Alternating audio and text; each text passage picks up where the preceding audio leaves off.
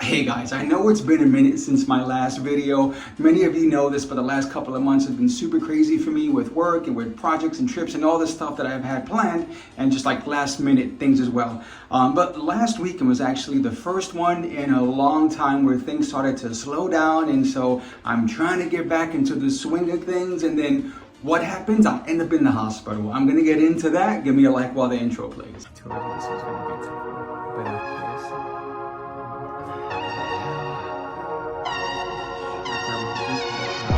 All right, let's just jump into this. It starts off on Monday. After work, I go home and I decide to fix myself a salad, just grabbing ingredients out of the refrigerator. Now, the stuff that I purchased wasn't like extremely old, but like bordering. That makes sense later on. So, fix my salad, eat it, everything's fine. Tuesday morning, I wake up, go to work as usual, and about 12 o'clock in the afternoon, my stomach starts to hurt. My initial thought was, oh, because normally my OCD self would look at the dates of everything that I'm using. I didn't do that this time, even though I did kind of do the taste test, the smell test, like all of that stuff, and it seemed fine. But I'm thinking probably something was bad, I just didn't pick up on it.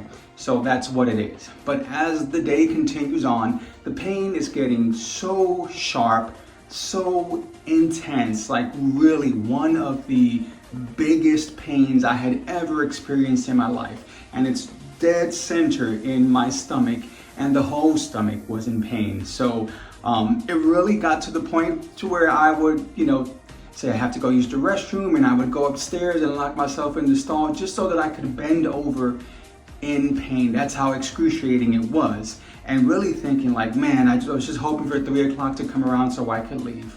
3 o'clock comes around, thank God, get in my car, I'm driving home. It's maybe a 20-minute drive, but even halfway on that drive, I'm thinking, I don't know if I'm gonna make it home. Like, that's how painful it was. I was literally in tears at the stoplight. So I make it home. I decide, again, still thinking it's food poisoning, so I'm gonna go upstairs and just lay down. I do that. The pain never subsides and I don't even get used to it. It's extremely painful. And this is 3:30 in the afternoon at this point. So I am just trying to find a spot where it hurts the least. I never do. It was so painful. But eventually I fall asleep like at 1 o'clock in the morning. So I wake up at 6, because at this point I'm thinking there is no way I'm going to work. So wake up at 6 and the pain's gone. Like that big sharp pain wasn't there anymore.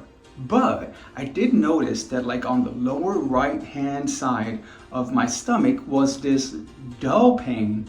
And what was different about this one also was that whenever I touched it, it was sore, it was tender, and the pain would get worse.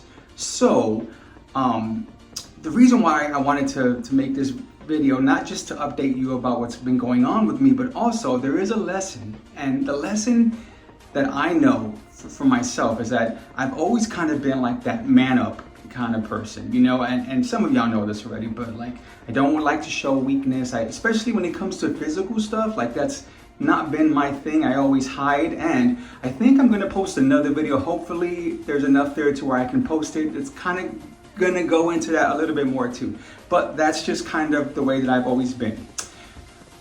I mention that because as I'm laying there and I'm noticing this different pain, that voice, which normally is the one that I listen to, says, well, it's less than what it was yesterday, so it's better, so just get up and go to work. But for some reason, and for lack of a better word, I was listening to my gut, and my gut was telling me like, I don't know, like these are two different pains in two different areas of your stomach, and just something about this second pain doesn't feel right. So even though it's not as extreme, something seems off. And so I decide I'm just going to take the day off. So text in or text off, whatever you call it, and I'm just lying in bed thinking like, what should I do? Eventually, because of course now we have Dr. Google, and so looking up all this stuff, and so I come across where it could be appendicitis. And I don't usually, that's something else, I usually don't do the whole Dr. Google thing, because you can have any symptom and you can find some website that's going to tell you that you have 3 weeks left to live, and it's run to the hospital. So that's always my fear, and I don't like looking, but again, had this gut feeling to do so, and so I saw that. I'm thinking, I think this is it. So I do something that, again, out of character for me, I normally would not have ever done. I went over to the emergency room. They run the test, and sure enough, I have appendicitis, and they have to do surgery on me. So I'm like, oh man. So this is like my first, or it was my first true surgery. I think about this time last year, I posted another video about getting the cyst removed from my cheek, and of course I'll post that one in the link in the description as usual. But that was more of a, outpatient local anesthesia kind of thing. This was my first one where I was going to be put under full anesthesia, and I will admit I was a little bit afraid, and this is the silly, stupid part of how my brain works. I wasn't really afraid about like something going wrong, because in doing the research online, you do come across that, appendicitis is not, the surgery is not like a big deal. It's done tons of, everyone gets it done. It's like not a big deal. So I wasn't really afraid about complications, but and this goes back to another video that I did about me kind of losing my mind. Well, I don't remember the name. I'll post that link too. But in that video, I kind of describe how, no, I don't think I mentioned that in the video, but this is kind of what happened. As they were trying to run all these tests on me to figure out what's going on, because again, quick recap, I couldn't remember the president or my address or my social security number. Like, I couldn't remember anything. I was just like, I lost my mind for a second. And as they're running the tests on me,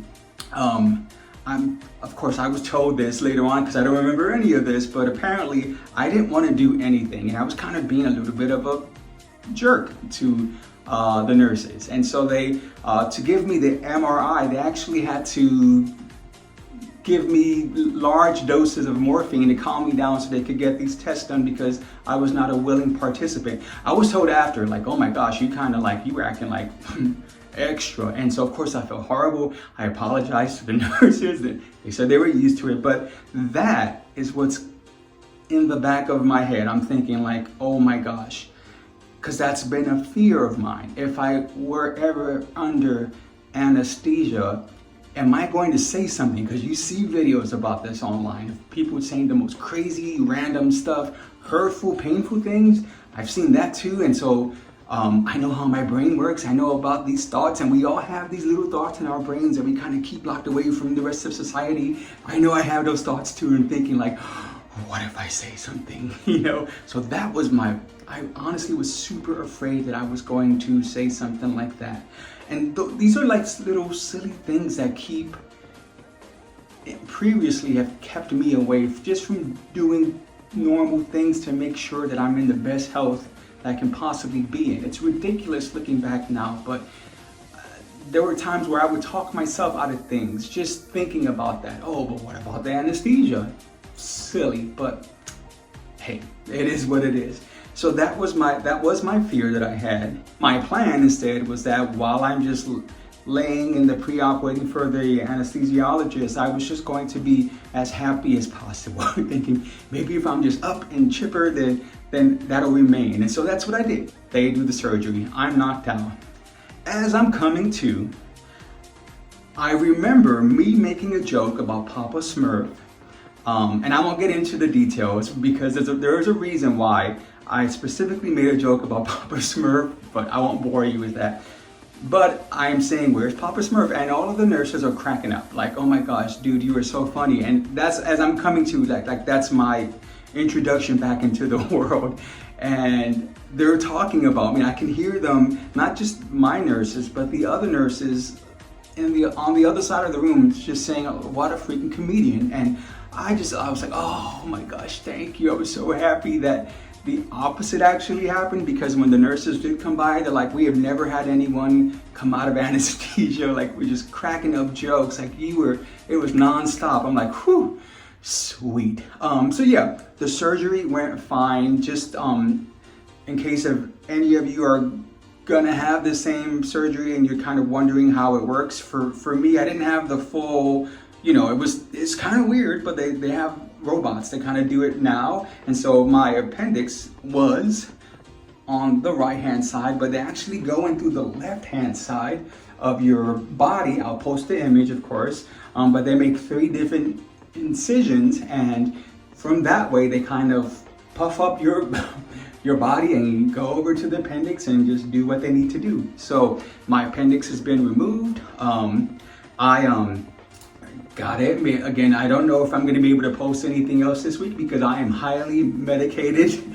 The surgery went fine, but the surgeon did tell me that it was super inflamed.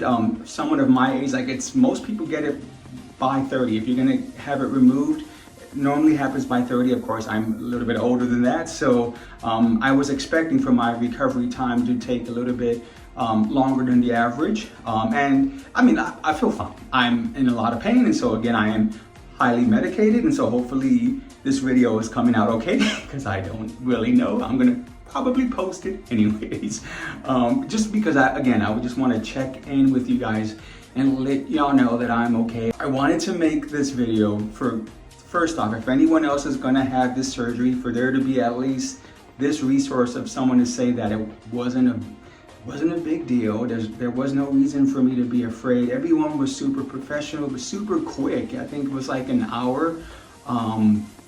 For anyone who's never been in a surgery before, don't let anything stop you, because the end result, and this is what the surgeon told me, was that my appendix was so inflamed, it was so irritated, there was no doubt that it was ready to rupture. And had it done that, FYI, it can be a very serious thing. Like, you can lose your life. You can get sepsis to where, like, all of that stuff in your intestines is just leaking into the rest of your body, and you can die. Like, that's a serious thing. Something that your appendix is like this big, but something that small, you could end up losing your life. And so don't let anything stop you from doing what you need to do to make yourself healthy. And that's including yourself and those voices. And again, I think about how easily I could have fell back into that old pattern of just wanting to man up and not just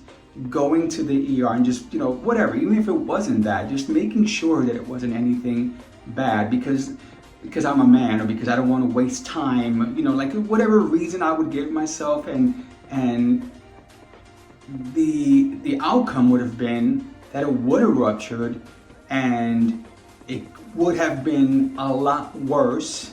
Obviously, again, I could have lost my life, but even outside of that, just having sepsis, just having a ruptured appendix is terrible. And the recovery time for that, just to get all of that cleared up and then healed, would have taken a lot longer. So, come on, like an hour or two that you're waiting in the emergency room, even if it's not that serious, it's worth that than the flip side of you having to take something small and blowing it into something massive. So that definitely a lesson that I learned. I'm never gonna do that again.